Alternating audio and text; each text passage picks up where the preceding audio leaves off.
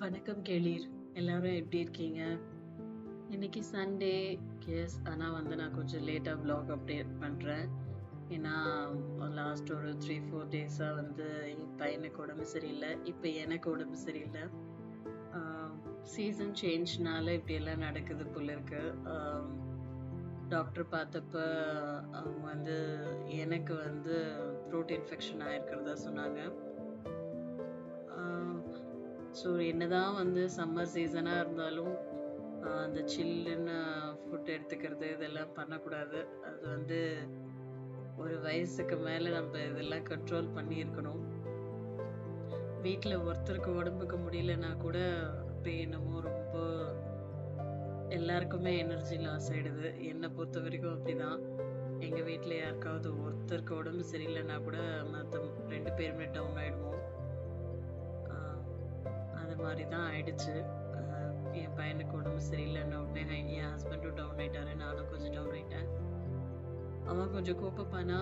அதுக்கப்புறம் இப்போ நான் எனக்கு ஃபீவர் அந்த மாதிரி ஆயிடுச்சு. But it's okay. குட்டி பையன் அவனே சமாளிச்சு வந்துட்டா நம்மளால சமாளிக்க முடியாதா அப்படின்ற மாதிரி தான். ஹெல்த் ரொம்ப முக்கியங்க. ஹெல்த் நல்லா இருந்துச்சுன்னா மற்ற எந்த கஷ்டத்தை வேணா சமாளிச்சுக்கலாம். அதனால எல்லாரும் ஹெல்த்தை நல்லா பார்த்துக்கோங்க. இந்த சம்மர்ல ஈவன் பாடி ரொம்ப ஹீட் ஆனா கூட ஃபீவர் வருது. அதனால முடிஞ்ச வரைக்கும் பாடியை கரெக்டாக மெயின்டைன் பண்ணுங்க. ஸோ எனக்கு ரொம்ப அதை சொன்னேன் இல்லையா, வீட்டில் ஒருத்தருக்கு உடம்பு சரியில்லைன்னா கூட ரொம்ப டிப்ரெஸ் ஆகிடுவோம். அதனால எனக்கு வேலையே ஓடலை. சரி, எவ்வளோ நேரம் தாண்டா இப்படியே இருக்கிறது அப்படின்ற மாதிரி யோசிச்சு ஃபைனலாக சண்டே அன்னைக்கு தான் கொஞ்சம் ஆக்டிவாக ஒர்க் பண்ண ஆரம்பித்தேன். அந்த ஒரு நாள் தான் நான் ஆக்டிவாக இல்லை. அந்த சாட்டர்டே மட்டும்தான் நான் ஆக்டிவாக இல்லை. ஆனால் அந்த ஒரு நாளைக்கே வீடு தலைகீழாக மாறின மாதிரி ஒரு ஃபீலிங். அது எப்பவுமே அப்படித்தான் இல்லையா? நம்ம ஒரு வீட்டில் இருக்கிறவங்க அவங்கவுங்க வேலையை அவங்கவுங்க, நான் லேடிஸ் தான் சொல்லலை, ஈவன் ஜென்ஸுமே சரி, அவங்களோட கான்ட்ரிபியூஷன் என்னமோ அது இல்லை அப்படின்னு சொன்னால் அப்போ வீடே கொஞ்சம் ஸ்தம்பிச்சு போயிடும். ஃபார் எக்ஸாம்பிள், எங்கள் அப்பா இந்த கார்ப்பரேஷன் வாட்டர் வரும், அது எங்கள் அப்பா தான் பிடிச்சி வைப்பாரு.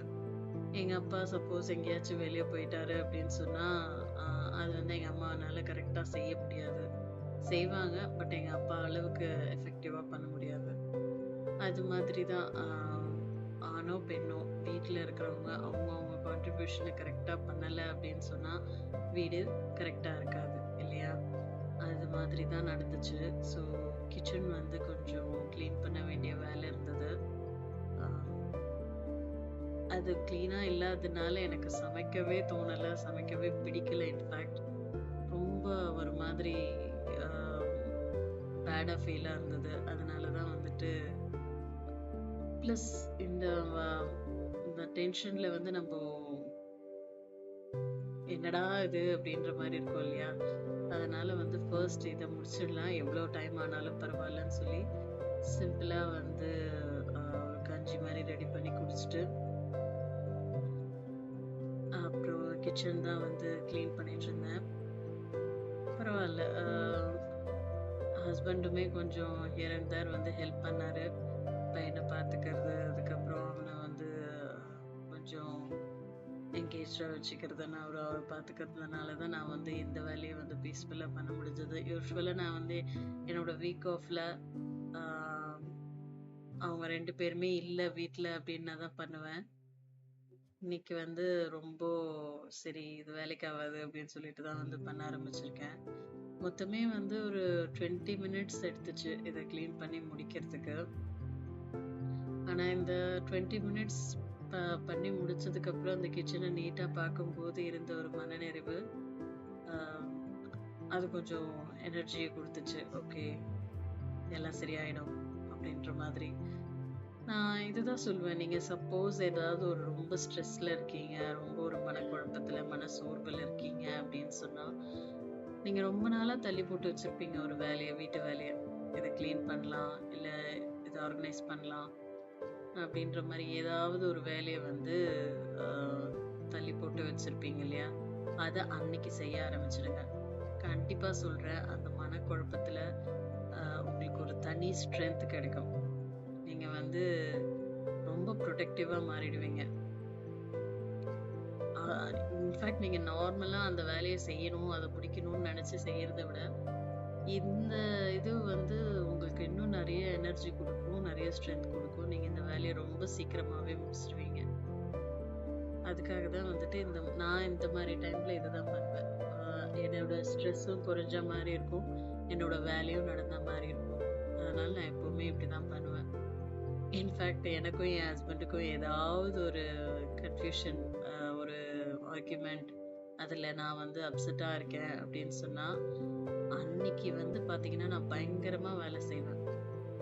ரொம்ப நான் என்னென்ன வேலை இருக்கோ எல்லா வேலையும் முடிச்சிருவேன். அ அதனால எனக்கு வந்து நான் சீக்கிரம் வந்து அந்த கோவத்தையும் விட்டுருவேன். அ அந்த ஈகோ, அந்த கோவம் எல்லாத்தையும் விட்டுட்டு, நான் வந்து நார்மலா மூவ் ஆன் ஆயிடுவேன்.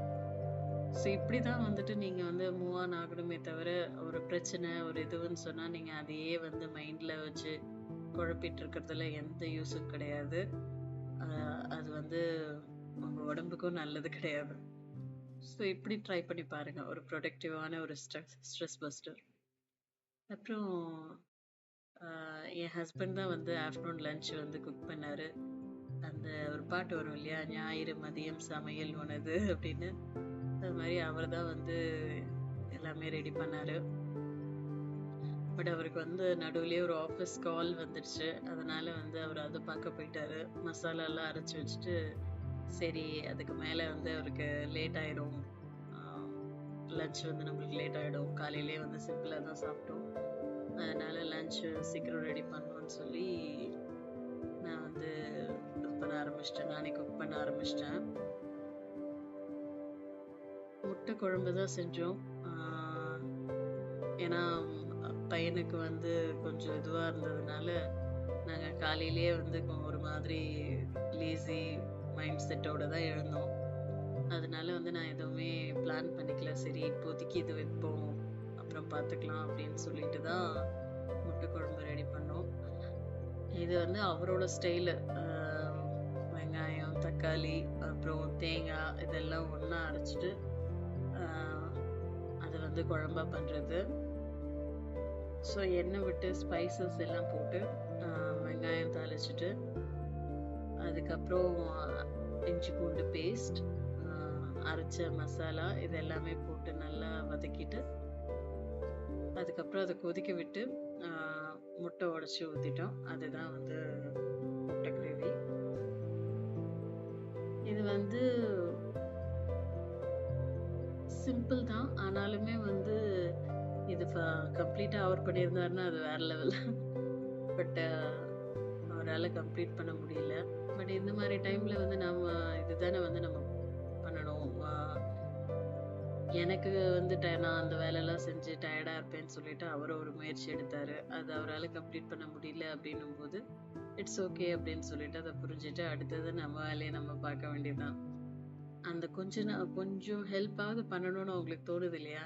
நெறைய பேர் வீட்ல ஈவன் ஆ எங்க அம்மா, அப்பா அவங்கலாம் இருக்கும். அப்பா இப்ப ரொம்ப நல்லா பார்த்துக்கிறாரு அம்மாவ.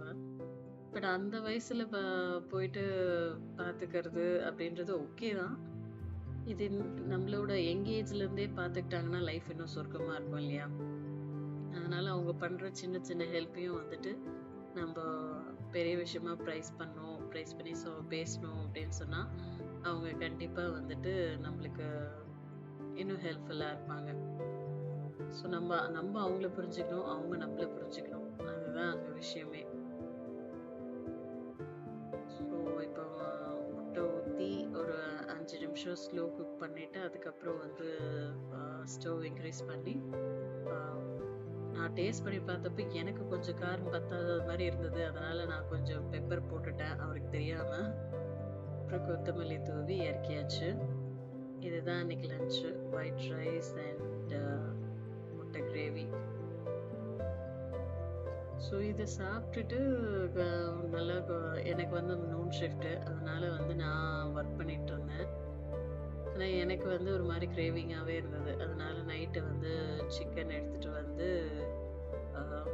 இந்த ரோட் சைட்லலாம் வந்து ஒரு தொக்கு மாதிரி பண்ணுவாங்க. சில ஷாப்பில் தான் இந்த மாதிரிலாம் கிடைக்கும். நான் அந்த மாதிரி ஒரு ஷாப்பில் டேஸ்ட் பண்ணும்போது எனக்கு ரொம்ப பிடிச்சிருந்தது. நான் வந்து அப்போ நோட் பண்ணாங்க.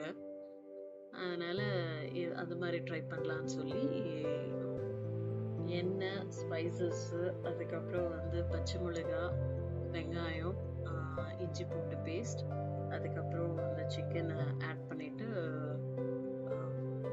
மஞ்சத்தூள், கறி மசாலா, மிளகாத்தூள், தனியாத்தூள் இதெல்லாம் சேர்த்து ஆட் பண்ணி கொஞ்சமாக தயிரும் ஆட் பண்ணி நல்லா வந்து கிளறி விட்டுக்கிட்டு ஸ்லோவாக குக் பண்ணணும்.